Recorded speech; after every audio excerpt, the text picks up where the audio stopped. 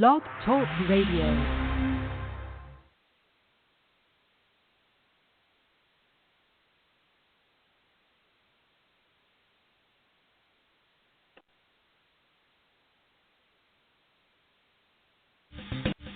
Hello, and welcome to Shedding the Bitch Radio, where you can discuss, debate, and get advice on how to discover and shed the bitches of fear, insecurity, self-doubt, and negative mindsets so you can realize your dreams and life purpose and create and accelerate the riches you want in life. Join us here live every Tuesday at noon Eastern and dialogue with us at 818-572-2910. You can also chat with us at Blog Talk Radio /SheddingTheBitch or share your stories on our website at sheddingthebitch.com. Whatever the bitch is that's holding you back from living your life to the fullest, it's not worth giving up the riches in life that you deserve. So call in now and let Bernadette Boas know what's holding you back. 818-572-2910.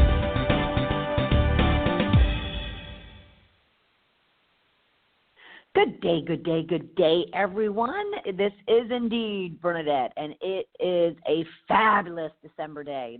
I'm all worked up, I have to tell you right now, right off the bat. I am in holiday mode. How about you? How's it feeling? It is December 11th. I honestly can't believe it. I say it a lot, but it is kind of scary how fast time goes. It's like a blink of an eye, and a year has passed. But that said, it also brings excitement for not only the holiday, but also the new year. And that's kind of where we wanted to center our conversation today around. We are not going to get into kind of prepping and goal setting and whatnot for 2019, but more so, what can you be doing as you're working your way through all the chaos that is roughly December 11th to January 2nd. Then you can kind of work your way into really thinking about the new year. Because I can certainly understand right now it's all about family, it's about friends, it's about wrapping up maybe what you're doing at work. Obviously, there's tons of socials with all of those communities that you're kind of running ragged around. And what I just thought I would do is just kind of make sure that you have, some time, as long as this episode takes, to just take a deep breath and appreciate where you are in the midst of all of that. Now, our last couple of shows over the last few weeks would be great resources and great listens if you were to go back because they did address more of how do I deal with a number of things that do go on this time of year. So let me give you for instance, a few weeks ago we had an episode called Shedding the Holiday Bitches and Blues. This time of year brings a lot of stuff up for people, a lot of angst, a lot of bitches, are welled up this time of year for many people. So we really wanted to be sensitive to that and provide those of you that might be dealing with some sadness or depression or feeling lonely or just totally stressed out. We wanted to be sure to give you some support, give you some tips and advice, some hacks as to how you can just take a deep breath and really appreciate the time of year. But if you are having challenges there, then what can you do so you can at least minimize, if not prevent, that type of feeling, that type of not thoroughly being present and enjoying the season for what it is. And then last week was our first Tuesday of every month was our Ask Me Anything or Ask Bernadette. And it turned out that as a result of our Shedding the Holiday Bitches and Blues episode, there was a number of questions that came to me to kind of expand on some of those things. So our episode last week really was business-focused, work-focused, and I'm sorry, I'm going to have to take out my earring. My microphone is not appreciating it. There you go. So what we did was we addressed, simple things like what do I need to watch out for? What gotchas are there when it comes to business socials? We also talked about, who do I need to buy a gift for? So some people had asked me about, where does my boss fit into this, or my team fit into this, or my assistant? Am I obligated to buy people's gifts? Some people raised up, of course, this time of year always brings up junk when it comes to budget and money. And so we talked about that because it shouldn't, right? If we're really smart about it, we have 11 months, roughly 10, 11 months to plan for this time of year. And therefore, we talked about what you could be doing come January 2nd in order to minimize, if not prevent, that bitch from welling up and stressing you out during a season that's supposed to be of joy and peace and love and family. And then we talked about, we did talk about, and this actually came up with a client yesterday, and I had mentioned on the program last week that this time of year, I'm taking this question from a number of, a majority, I'll say, of my clients, and that is, how can I feel comfortable and kind of engaging when it comes to going to social events that either I don't know a lot of people, or a lot of my not only colleagues but my supervisors and my superiors are going to be there, and even maybe their spouse or partner, or in some cases my boss, when I was still in corporate, always had his son with him, which was lovely. Absolutely lovely. But so how does one kind of get themselves comfortable in that type of setting? So we talked a lot about that as well. So you can go back to sheddingthebitch.com, look for our radio channel. You'll see all the episodes updated there. You can go to right here on blogtalkradio.com/sheddingthebitchradio. You can also go to iTunes and pull them down there. And then we're working on, for the new year, a whole different format, and definitely different access points for you. Podcasts, pretty much you should be able to download and stream a program like this anywhere. So we'll be working on that and bringing you information regarding that, so you can continue being part of the Shedding the Bitch community. But on this particular program, I just thought we could take some time to kind of just have you put the family aside for a moment, put the friends aside, put the business colleagues aside, put the PTA or the other community groups that you might be involved with, put them aside for just a few minutes to really just kind of give you the spotlight and give you the opportunity to focus on you. Of course, this time of year, we all want to really intentionally and consciously think about what we're grateful for, what we've been blessed with amongst all the chaos. All of a sudden the Christmas music will start playing. I know I'll cry when certain songs come on, because they just bring up such joy and such great memories. My parents are no longer with me and with my 11 brothers and sisters and I. So, there's certain songs, there's certain times I'm sitting around and I am talking with friends or family, and we're talking memories that really just kind of create pause and create that breath, that opportunity just to breathe and think about, kind of you and your place in the world.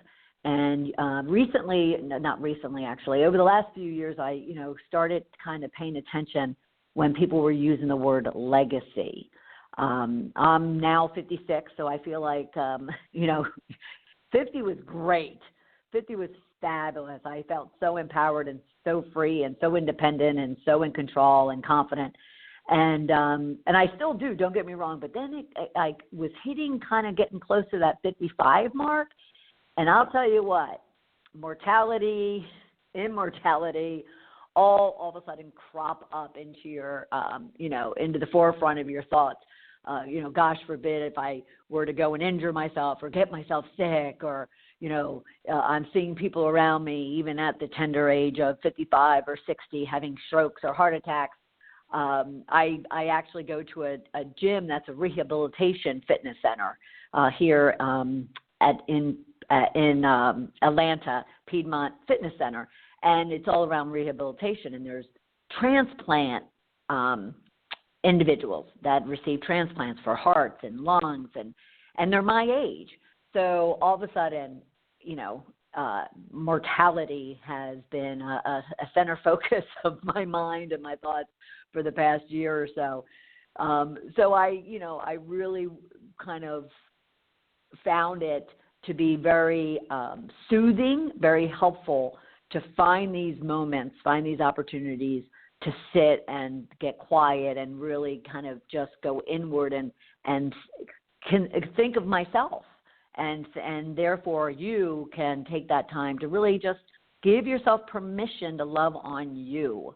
And if it's a minute, if it's 5 minutes, if it's an hour, if it's, a week, whatever the case might be, that's what we want to accomplish here, and what we want to kind of think about when it comes to shifting to riches, as the program title for today was called.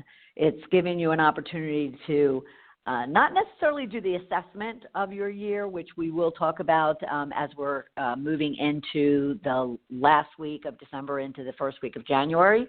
That's always a very, very popular 1 or 2 episodes of conversation with you, is people really wanting to get an assessment on where they've been and then putting a plan in place for where they're going.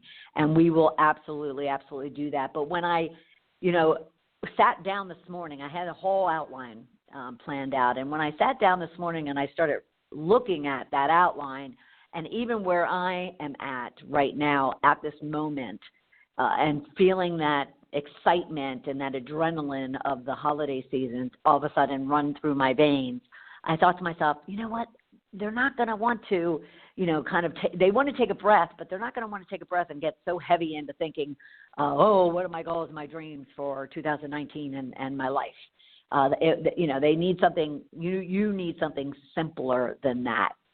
And so I just will welcome you and give you an opportunity to even just for a few minutes be able to just sit, take a deep breath, let it out very slowly, and just whether it's a holiday song or it's a holiday memory or it's a New Year celebration that you can kind of bring forward into your mind, into the forefront of your thoughts, and just kind of sit with it and consider how that makes you feel. And I'm praying that it's joyful, it's peaceful, it's giddy maybe, it's excited, it's, love, new love. There's a lot of it going on this time of year, and that's so exciting. So just wanting to have you really kind of ask yourself one pertinent question, and that is, how will you shift to riches in your life, in your heart? And what does riches mean to you, not just this time of year, but all year round? We've talked in the past about, and I've told you my story time and time again, and my definition of riches, 10 years ago, 8 years ago even, was much different than what it is today. It was very materialistic. It was very based on vanity and ego. Whereas today, riches is, just full of color and full of joy and peace and happiness and security and stability and love and friendships and, honesty, transparency, trust, authenticity. And so this is an opportunity for you as well to, as you go into December, the rest of December 11th into the new year, what does riches really mean and stand for in your world, in your life, in your heart? And there you can kind of sit and rest in considering, based on that, what is supporting you currently in your world around that definition of riches for you, and what is not necessarily supporting it. Because then you can start that, what I'll call assessment, but it's also a shift of really just appreciating that there's just times in our lives that we have to let things go that are no longer serving a purpose. And however you define riches for yourself should be that foundation, should be that base for the decisions you make about what you want in the new year and what you no longer want in the new year. I was asked the other day, well, you make it sound as if it's, like turning off a light switch, about my having to stop hanging out with this person or doing this habit or hobby or, working for this company or working for this particular boss. It's not that simple, she came back and said to me. And I said, no, it absolutely is not simple. And as a matter of fact, one of my clients that I was speaking with last week around this whole idea of her definition of riches has drastically changed in just the last, I would say about 15 months since losing her mother and going through things of her own. And now she's realizing, though, that her definition is now changing again after this past 15 months, and she's realizing there's things in her life that she would definitely need to shift from. There's things she wants to shift into her life, and there's things she wants to shift out of her life, and it includes people as much as it includes places and things, and just everything kind of around her. And we were discussing the fact that that can create a very lonely space, a very lonely place for her. And I said, yes, it could for a time, and not lonely. There's a difference between being alone and lonely. And so we got into that in that you can sit alone and not be lonely. And yet you could be surrounded by tons of people and be extremely lonely. And that's where a majority of the people that I either work with or in some way engage with, and I can get kind of into their story, that's where I learned that they're coming from, is they're coming from a place of being surrounded with what appears to be loved ones or appears to be friends or appears to be acquaintances, and yet they feel as if they're sitting in the middle of it with a spotlight on themselves, and there's kind of this barrier around them, and they're just alone and very miserable is a little too harsh, but just alone and sad. I won't even use the word depressed.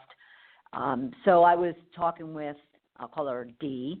I was talking with Dee and just expressing that if she's made the decision that she wants this new definition of riches, and that she's okay with making those shifts, whether it's bringing things into her life or taking things out of her life, then that alone will be and feel okay.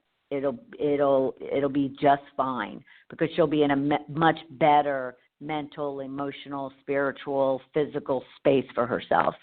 And I had expressed to her, she knew my story, that that's what I had to go through for about a year back in 2010 roughly. I was literally in a room at a party I was throwing with a good 40 people. And when I expressed to them the shifts I was about to make in my life, the next thing you know, that room of 40 became a room of maybe 3. And for the next year, it was me and my dog, Charlie, sitting on the couch. But yet, I was the happiest woman in the world at that moment, at least in my world. And that's what I was expressing to Dee, and that's what I would express to you, is this is a good time amongst the chaos, not necessarily to put any big plans in place, like I said. We'll talk about that another time. but just to kind of really consider, especially with all the joy coming into your life right now, I pray for you for that. And, with the family and the friends and even the business colleagues and everyone celebrating through the new year, you all of a sudden will, get pings of what those riches are and what they feel like and which ones you like and which ones you could, do without. And so that is all I will leave you with in regards to thinking about what you can do in order to shift to riches in the new year and make the best out of, the next 3 to 4 weeks of celebrations and of contemplation and reflection, and then, ultimately, those shifts that you decide to make. So that is the message that I had for you today. Because like I said, I kind of took the outline that would have taken us, to a full program, and I just went, this is not what they need to hear today. So I pray that this message on shifting to riches and giving yourself permission to take a deep breath right now and just really take in what this time of year means to you, and really appreciate it for what it is, so you can then kind of carve out a path that will lead you to everything it is that you want out of life as you go into the new year. So I'm going to leave it at that. I will mention that we're going to have a great conversation next week with Lisa Corbin. And what we're going to be talking about is, one, she has a new book out, and it's about cooking, and it's cooking, especially for those of you who hate cooking, which I do. And I thought it was appropriate going into the kind of the Christmas week, the Hanukkah week, and the New Year's, people preparing meals at that time. But more importantly, Lisa also had written a memoir, and this is what really struck me and provoked me to wanting to have a conversation with her even before the new year. She wrote her first book back in 2015 called It'll Feel Better When It Quits Hurting. It'll Feel Better When It Quits Hurting.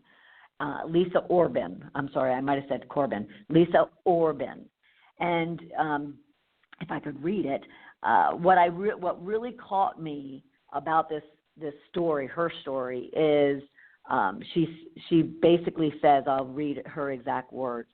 What this book is about is laughing at the absurdity that is life, feeling joy in the simple act of being, accepting that even when life isn't perfect, it can be wonderful.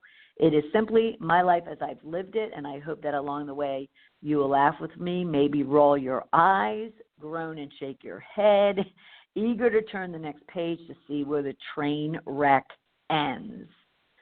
That as you reach the end and close the book, you pause for just a moment and think, damn, that was one hell of a ride.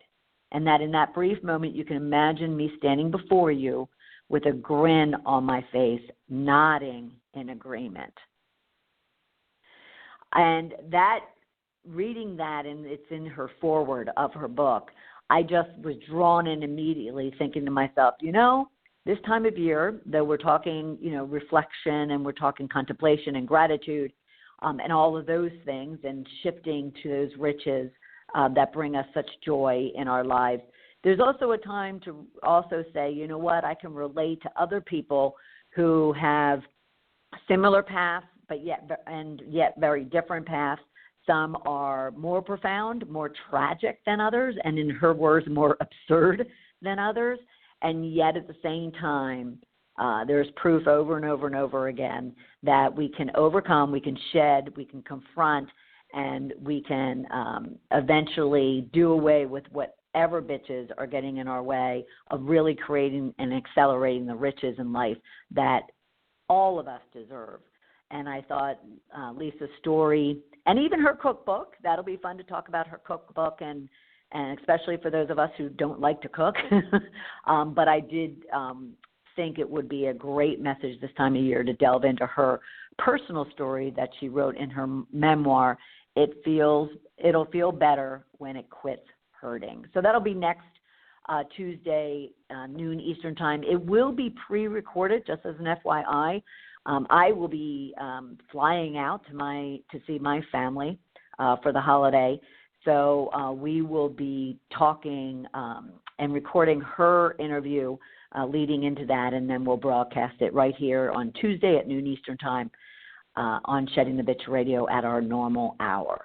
So for everybody here, for Deborah Parker of Parker House Virtual Services, who is also out there listening and managing the board and posting and tweeting out on Facebook and Twitter. And please do come to sheddingthebitch.com. Give us ideas of what it is that you want to hear about, learn about, chat about, laugh about.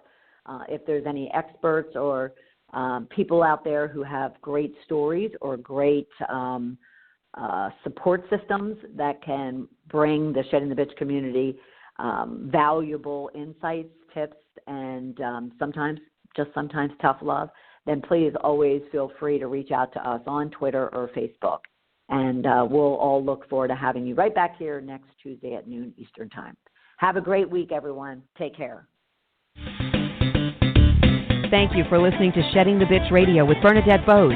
Join Bernadette every Tuesday at noon Eastern as she helps you shift your bitches to riches. And the dialogue is always going on at sheddingthebitch.com. See you next week.